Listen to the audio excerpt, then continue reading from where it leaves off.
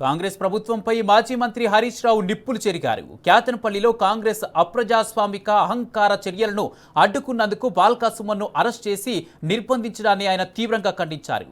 పూర్తి మెజారిటీ వచ్చినా కూడా కాంగ్రెస్ పార్టీ పట్టపగలు ప్రజాస్వామ్యాన్ని అపహరించిన తీరు చూసి యావత్ తెలంగాణ అసహ్యించుకుంటుందని మండిపడ్డారు. అధికార బలం, పోలీసు బలం, ధన బలంతో చట్టాలను తుంగలో తొక్కడం కాంగ్రెస్ అరాచక వైఖరికి పరాకాష్ట అని మండిపడ్డారు.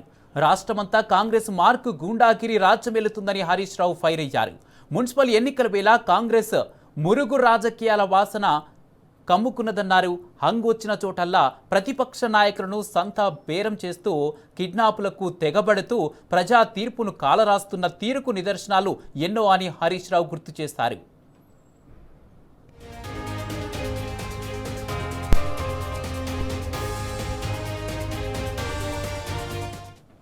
జనగాంలో దళిత మహిళా కౌన్సిలర్ బీఆర్ఎస్కు మద్దతుగా చెయ్యెత్తితే రిటర్నింగ్ ఆఫీసర్ సాక్షిగా కాంగ్రెస్ గుండాలు చేసిన దాడిని సమాజం కల్లారా చూసిందని హరీష్ రావు ఆగ్రహం వ్యక్తం చేశారు.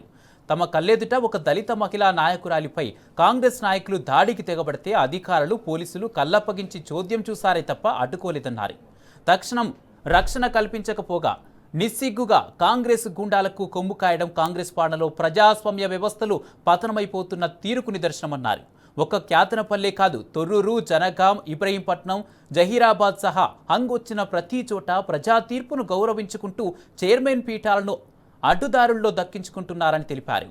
రాష్ట్రంలో భూములను కబ్జా చేసినట్లే రాజకీయ పీఠాలను కూడా కబ్జా చేస్తున్నారని మండిపడ్డారు.